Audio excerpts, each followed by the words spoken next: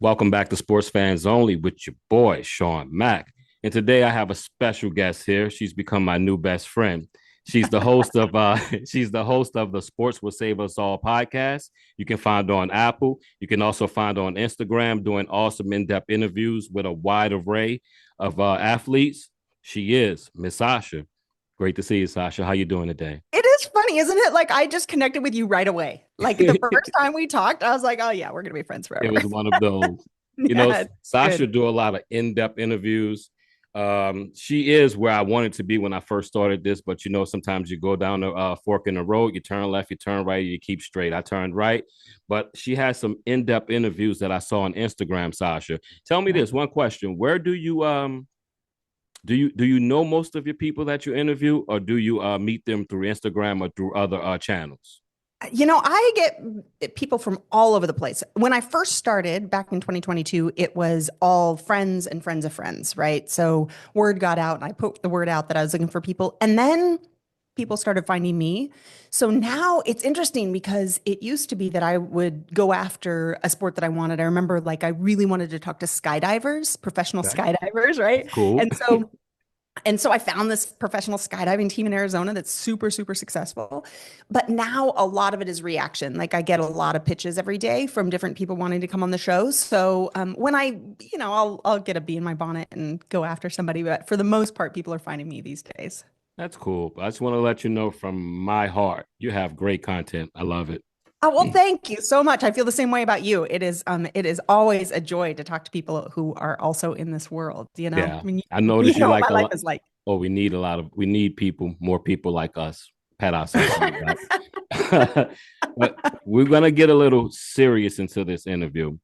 Mhm. Um, CTE, chronic traumatic encephalopathy.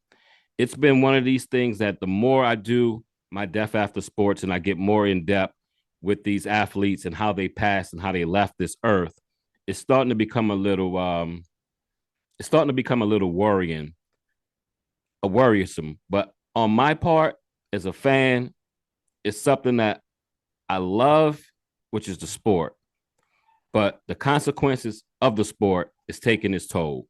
And I'm starting to wonder, should I even continue to watch football knowing that CTE is prevalent and I'm actually watching the beginning stages of someone's death? It's the question, isn't it? Yeah, it's a good one. But what do you think we should do as fans? Should we It's continue to funny. watch? When you and I first talked about this, I then, of course, went into this deep dive of thinking about this subject and about what our ethical responsibility is as fans, if any, right? If it's Yeah, out there, like, what is our responsibility? And one of the things I did was watch the movie Concussion. Have you seen Concussion with Will Smith? I haven't. I've seen a lot of clips of it and I saw a lot of Um, backlash and people speaking on it, but I didn't get a chance to see it. One of them things I was trying to avoid, to be Yeah, honest. so I would really really recommend it because it chronicles the discovery of CTE and how it was discovered. And it was a Nigerian doctor working here in the United States, Mike Webster, who was the Hall of Famer, from the Pittsburgh Yep. Steelers, had died, of a heart attack, but it was a weird death, right? He was only 50 years old and he was sort of living in his truck. He had had this incredible career. He was beloved in Pittsburgh and he then, died. This guy, Dr. Amalu, was the coroner. And when he came in, the coroner looked at him and said, this just doesn't make any sense. Like, and so he paid himself, like this doctor, this pathologist paid himself to do these, in-depth autopsy of this, former Hall of Fame football player. And that was the first discovery of CTE. Didn't know And that. he does an incredible job in the movie of explaining both what it is, and he describes it as when you have these repeated hits to your brain, our brain just floats there in our head in all this fluid, and there's nothing protecting it. So when we hit it multiple times, like professional football players do, or even, young football players do, it creates these little injuries. And eventually, this protein develops called this tau protein. And he describes it as pouring cement, wet cement down kitchen pipes. Yep. which is just, I mean, Mucky, that, right? oh boy, that image to me, of thinking about trying to operate a kitchen sink with, hardening cement in there. And it explains why, as we're watching the game, sometimes we'll see people kind of get their bell rung, but then they keep playing, right? It's not like Yeah. a DeMar Hamilton, Yeah. losing consciousness on the field. Like that's not happening. Like this is something where we're watching it happen, but we can't really see it. Yeah. All we had, I remember back in the day, someone would get dinged, Ronnie Lott, catch someone coming across the middle, smelling salt. You see him on the Mhm. sideline Oh, like this, right. and Yeah. that was Yeah. it. I Yeah. have a few things that I wanted to say.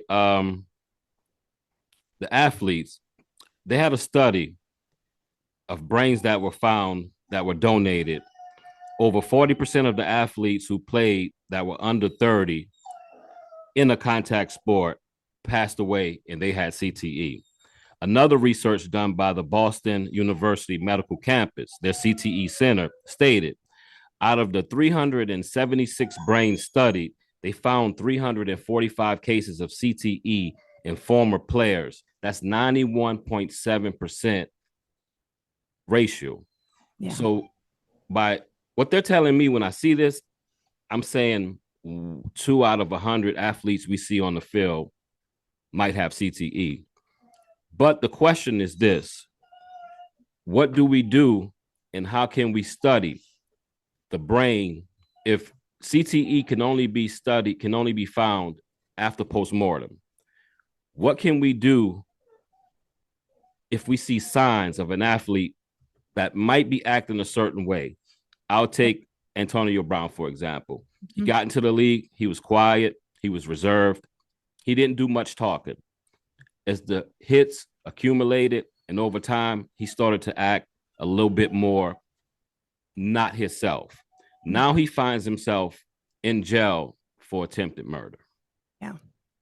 Yeah. So, as fans, do you think we should boycott? Maybe if we see an athlete that's on the field or off the field starting to act a little funny, let's say, should Right. we maybe boycott or should we reach out to the NFL, get petition signed?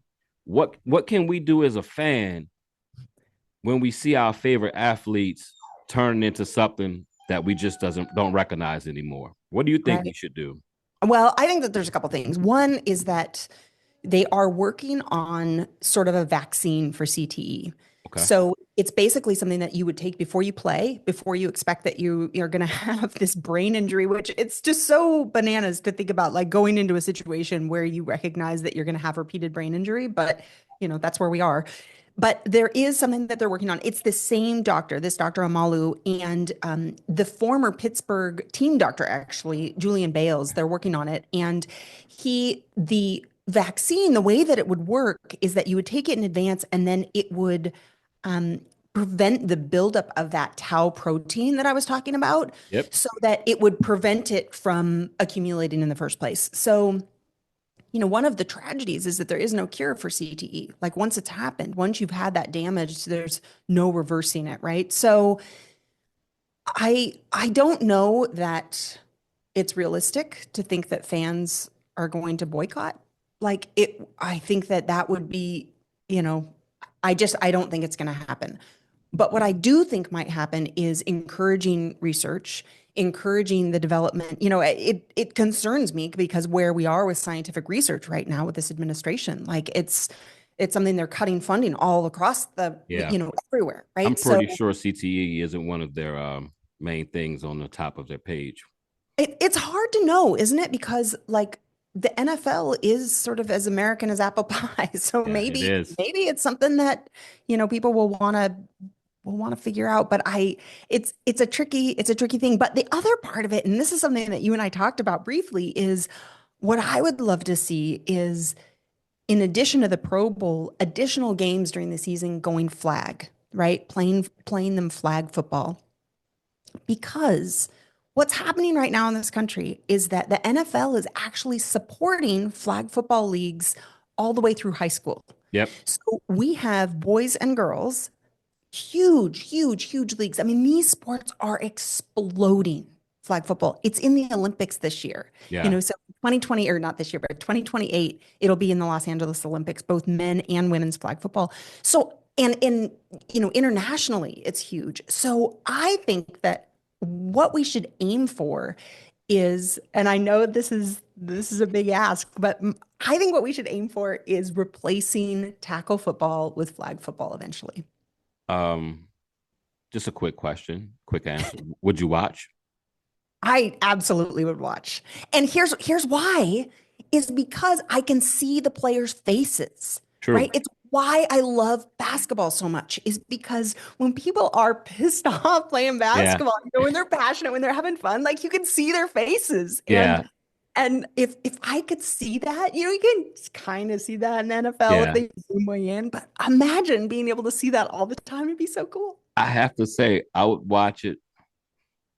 I would watch for the spectacle, Mm. just so when people talk about it, I have an idea. It's kind of strange you brought up flag football because maybe 30 minutes ago, I'm rearranging some stuff around the house, and I look up, and the first thing I noticed was, does that kid have a bobo in his mouth, a nook nook? And I look back and I say, well, what is this? It was a professional flag football league that they were promoting on ESPN. See? And they wear like the little nook nooks that looks like a Uh, nook nook, but it's a mouthpiece.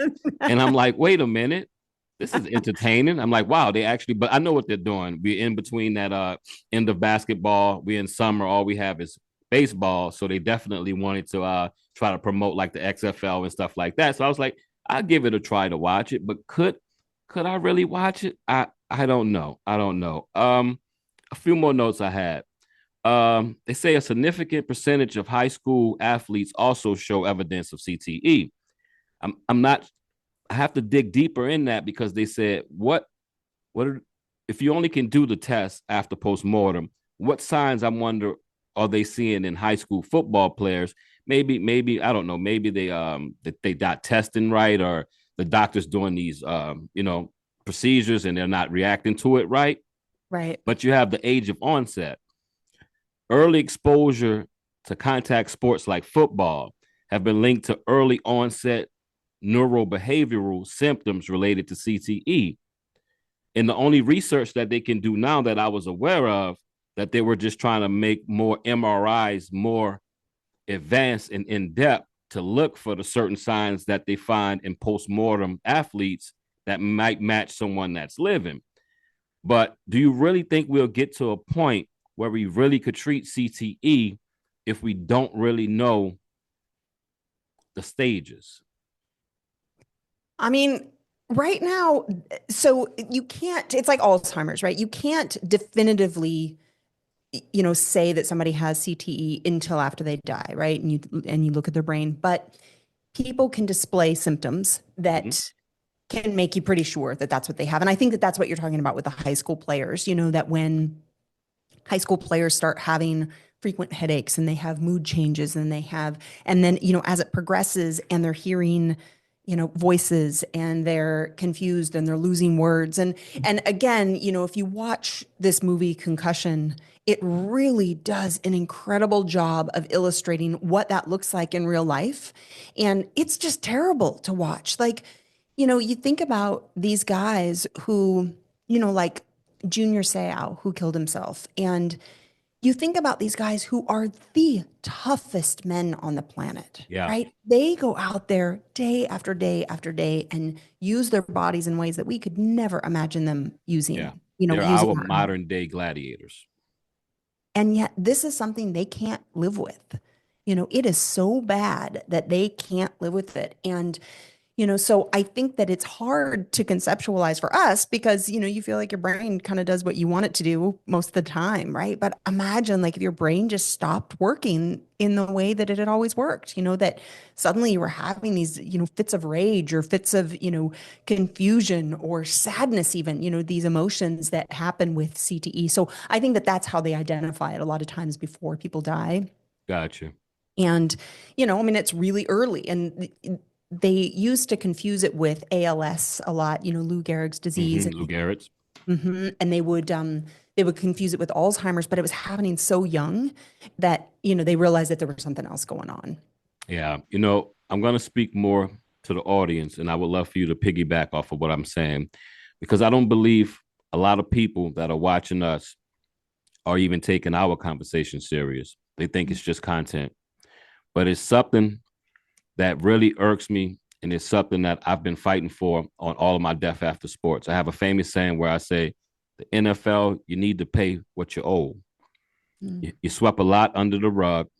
You didn't want to let the people know that were putting their lives on the line, that they were actually putting their lives on the line, not just the physical, what they can see hurting, a broken leg, a broken arm, a concussion.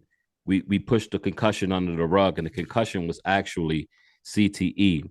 So I'm going to get a little bit more in depth. Like you said, you had Junior Seau. He took himself out, but Mhm. he knew what he was doing. He knew he was not acting in a manner that was proper for life. But then you have people like Javon Belcher, linebacker for the Kansas City Chiefs. It was so bad to where he went to his home and took out the mother of his child. And then he drove to the Chiefs facilities with the coaches and the owner all watching. And he looked them in the face and said, "Could you please take care of my child?" He's told him what he did at his house with the mother of his child, and he took himself out. You have Chris Henry, who only was in the league for maybe 4 years. So you have Pop Warner, 4 years of college, and maybe 4 to 5 years in the NFL.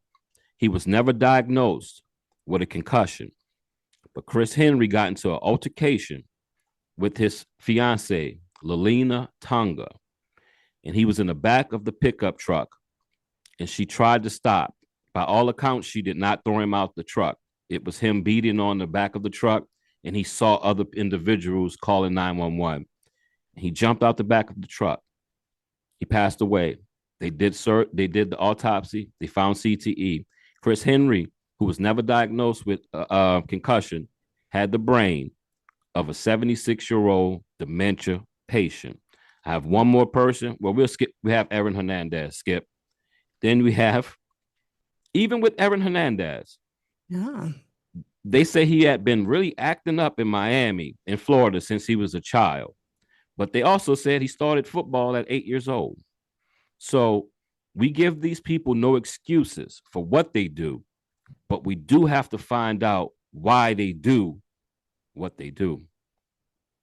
I Tasha? mean, that's exactly right. That's exactly right. And I think that it's one of the things that you mentioned when we first spoke was, this idea of why do we watch these guys do this, knowing what is happening? And I think that the problem is that you don't see it. You can't really tell that it's happening when it's happening. And then later, when symptoms really show up 10 years later, it feels like there must be something else going on in his life. Like something went terribly wrong, and that's why he's, doing these terrible things or took his own life or whatever happened. When in fact, it's all setting the stage, just like you said.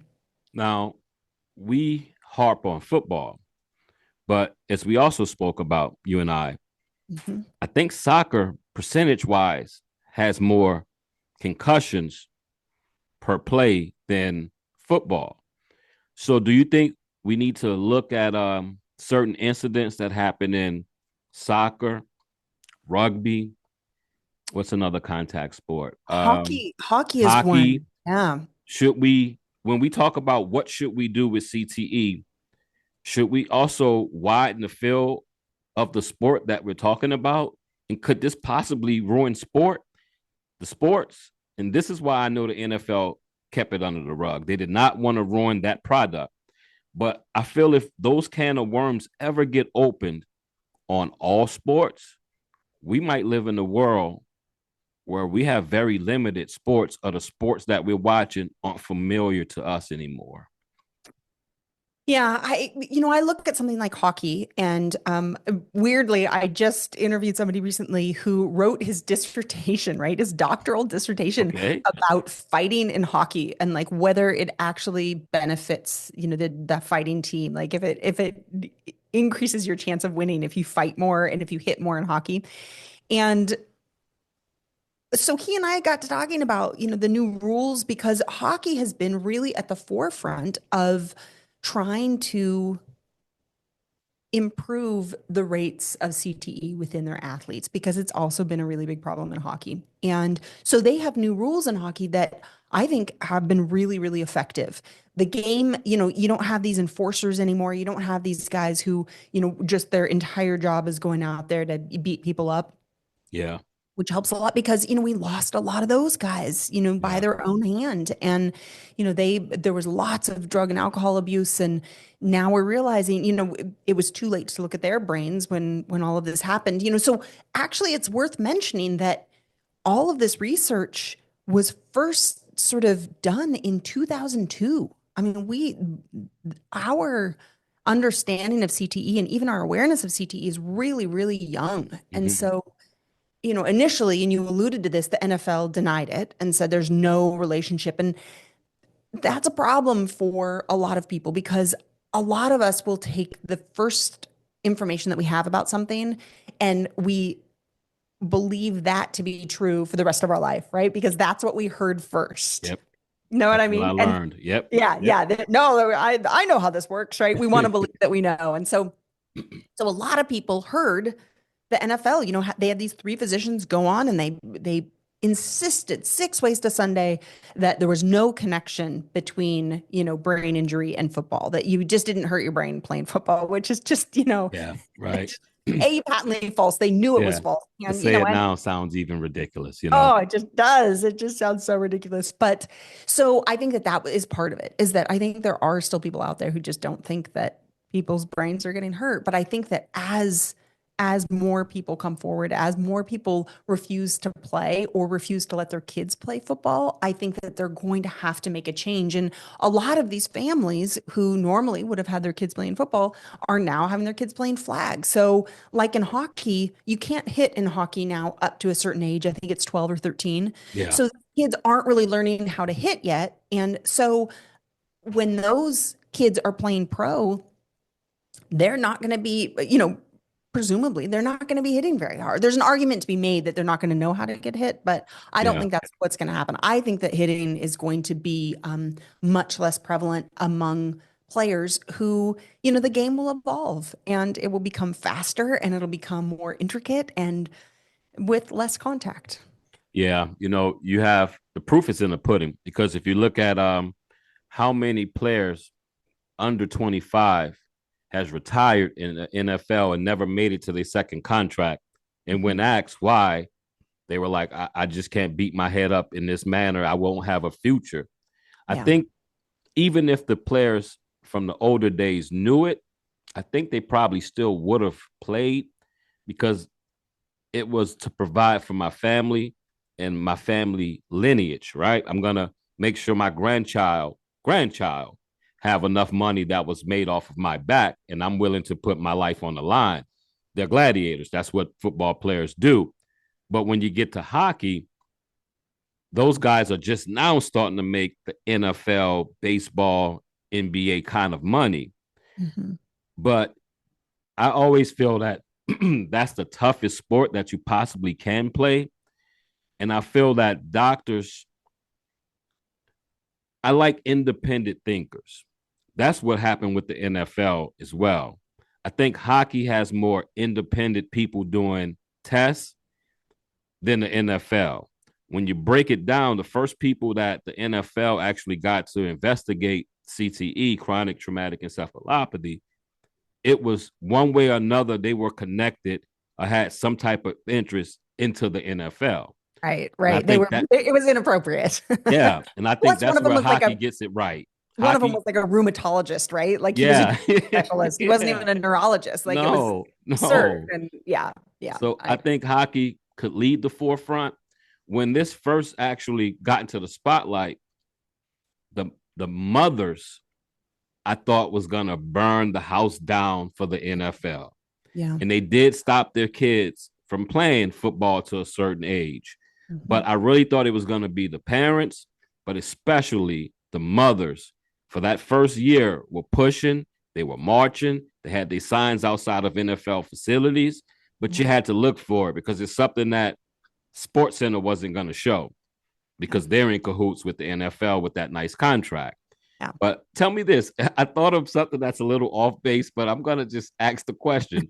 Do you I think can't wait. do you think do you think the fighting in hockey and then let's say the malice at the palace, fighting in the NBA, Yeah. do you think it's a racial thing? Okay, wait, I don't understand the question. Do I think do I They let them wait, fight in hockey mm-hmm, because it's what they do. They've mm-hmm, been doing it. mm-hmm, The NFL, if they have an altercation, they're thugs. But it's still a sport where two men are disagreeing and they don't like each other. mm-hmm. Do you think it falls down racial lines with fighting in the NFL and fighting in any other sport besides hockey? So what you're saying, just so I'm totally clear. Okay. So the vast majority of hockey players are white, Yeah. right? Yeah. And they get to fight on the ice. Yeah. And everybody just says it's part of the game and it's part of the culture and whatever. If two NBA players say, and or players and fans like a Malice at the Palace, Yeah. if they fight and say they're both African American, then they're thugs. And then I mean, we all saw what happened with Malice at the Yeah. Palace. That was horrifying. Like the coverage was horrifying. Like if you Yeah. watch it now, it's yeah. Those guys were done so dirty. And by I mean the players. Yeah. So I guess the short answer is yes. For sure. I don't think we can ever underestimate racism when it comes to sports, including professional sports. And I think that everybody I've talked to about hockey, I play volleyball every week with somebody who is a really high level hockey player. And Okay. he talks about the fighting in hockey and he's so attached to the idea. Like he's like, it's just part of the game. It Like is. And I it's love just, hockey. I followed hockey. I've been liking hockey ever since. I could tell you exactly when 1996, when the Florida Panthers became a team in Florida. I was living in New Orleans at the time. uh-huh. Yeah. So And I she became a just like, hockey fan. that's so weird. Like, and so now you like follow hockey? Like, Yeah. it's just Been following every so hockey funny. game they ever made, I got since 1996. I was 15 years old, 16 years old. But yeah, and it always like baffled me. I'm like, but I can understand because I would say the same thing. Well, that's just hockey. Yeah. Yeah. But when you see the coverage of it, sometimes that give you the perception of, wait a minute, they like kind of guide you down this one lane. They want you to, they're telling you what to think. Yeah. This is part of the game. These guys are thugs. But that was neither here nor there. It was just something I thought of, and I thought it was kind of funny. And I thought it was just a little in depth, but you know. Yeah, no, it's interesting though, because I mean, like with the NBA, because I'm a lot more familiar with basketball than I am with hockey. And with the NBA or with basketball just in general, because there are fouls, right? You can't, like, that's part of the rule is that you can't hit people, right? You Yep. can't get a ham on the shooting. You can't, whatever. And yet, right, it's so physical. It It's is so physical. a And lot it's, more physical when we were younger. But yeah, oh it's my, a yeah. yeah, they would beat Although, each other you up. know what's funny about that is that I've talked to basketball players. Like I interviewed Stephen Hunter, who was a center for the Suns. And Okay. he was a center for the Suns. I think he retired 15 years ago or something. And he complained that now there's so much outside shooting. Everything is three pointers. He said it doesn't matter if you make it or not. And he complains that it's not nearly as physical because they're not trying to get the ball to the inside, It's true. I which is think I think interesting. it's about 50-50. That's that in that the game wanted to turn to more of a wider game to be more entertaining. It had to be spread out because I was just watching 30 for 30 last night about the bad boy Pistons. And I'm Uh-huh. looking at the game. I'm like, wow, Kurt Rambis just clotheslined James Worthy. Then Bill Lambert stepped on him, then punched him. Then Bird beat Lambert. Then Dr. J Like, what beat is up this Larry hockey? Bird. Like this, I'm like, wow, they actually used to let them do it. But I can understand if you're trying to sell that game and you're trying to make it worldwide and you want to Trying to make become it a family global. game, Yeah, right? you want to be global. You have to Yeah. do that. But the game is, I agree with them. The game, they Uh, wanted it more spread out. And if you're on the outside, you don't have room for people like Charles Oakley no more. A Buck Williams from the Trailblazers with the goggles when I was a kid. A Kurt Rambis. Those guys do not exist in the NBA no more because they've been played out of their position. But Yeah, I it's mean, something his CTE argument was that we should make dunks worth 3 points. that could work. Wouldn't that be fun? Yeah, that He would was be like, fun. Can you imagine? They would be trying to get that ball to the inside Yeah, they 100% would. of the Yeah. time. And I then was like, fouls would pick back up because they'd be like, you're uh-huh, not going to try to dunk on me all day. right? Yeah, that's entertaining. I kind of I know like that idea. I do too. I was like, even if they just played like again, just like one game a year where three-pointers were, both from the three-point line and dunks, Yeah, I that think would be that'd be awesome. wild. And Yeah. if we could start doing like, well, was it a 360? Well, you might get a point, extra point for that. Did you dunk on someone? That might be an extra point. Like in Why the All Star not? in the All Star game, they would do like certain points from certain spots on the court. I Uh-huh. think that's kind of cool. I think Steph Curry would have been shot like a million 10-pointers by now because he would shoot right over the line. But they just let Dame Leonard go. I saw. Oh, is that right? Yeah, they let him go, and they picked up who did Milwaukee pick up? They picked up Turner from the center from the Pacers. So the NBA has been real busy, hot stove for the last maybe 4 hours. It's a lot of stuff Hot going on. stove is a great description. Yeah, no, it's there's a lot going on there. All right, so we're gonna wind down. We appreciate everyone for watching. Remember, if you like the content, don't forget to subscribe to the channel and to like the video. And make sure that you go over and check Sasha out on Sports. Sports will save us all. You can check out on Apple, and you also can check out on Instagram. She's up and coming. She's gonna take a lot of y'all spots. I hope y'all know that. She's coming. Very knowledgeable. But before we get out of here, um, I'm gonna answer now. I'm gonna say no. But do you think in 10 years the NFL would look like the product we used to and what we're seeing right now? Or will it be flag football, as you said, I think it'll be somewhere in between. in between? Yeah, I can't imagine that we'll get all the way to flag football within a decade, but I think that we're going to have some advancements both in equipment and in just sort of socially, we're going to realize that we need to take better care of each other. Yeah. And, having young men, bash their brains in for our entertainment is Yeah. going to start to not sit real well with people. And with the medical advances, I know it's hard for you to answer, but in your opinion, Mhm. do you think within 10 years we will have a cure or a method to treat CTE? I don't think we'll have a method to treat, but I think that we might have a method to prevent. Okay. I can see that as well. Yeah. Yep. I Okay. think that seems to be more likely based on what I've read and what Dr. Amalu is doing, in this, and he's just been at the forefront since the beginning. But like I said, I hesitated to watch the movie Concussion because I was worried that it would be really depressing. But Will Smith was just dynamite in it. He's almost unrecognizable, and the movie really, really did a great job of illustrating the history of this in a way that was really entertaining. So I Yeah. would encourage you to watch it. With CTE, like sport, football, it's life. Mm, It gives us life, it mhm, saves us all, as you said. mhm. Yeah. But the CTE and the ugly side of it, it's like death. So it makes me wonder sometimes, do I want to continue to watch this life when I know death is involved? But life is a part of death. Yeah. Death is a part of life. They go hand in hand. So Are you just talking yourself into being able to watch games? I think so. Exactly. I need to stroke my conscience to me when I think about it. It's But hard. when I started that Death After Sports, I knew of it, I knew about it, but Mhm. you don't know the full details. The more you find out the full details, people seem more like circus animals. And Yeah. I don't want to be a part of it, but like I say, that divisional matchup on a Sunday night, It's a it's, beautiful game. It's a yeah, beautiful game. And so if we could figure out a way to avoid this really awful, ugly part and keep the really beautiful part, it would yeah, not be. yeah. That would be in every facet of life, right? If Yeah. we Yeah. could, if we Yeah, could. boy. Yeah, you know what? While we're here, let's fix everything Yeah, because right. Let's try. You're gonna save them all. You gonna save us all, I Sash? mean, you know what? We're good together. I'm pretty sure we got this. We got it. We got it. Just might need a break here and there, because our shoulders would be tired from all the carrying.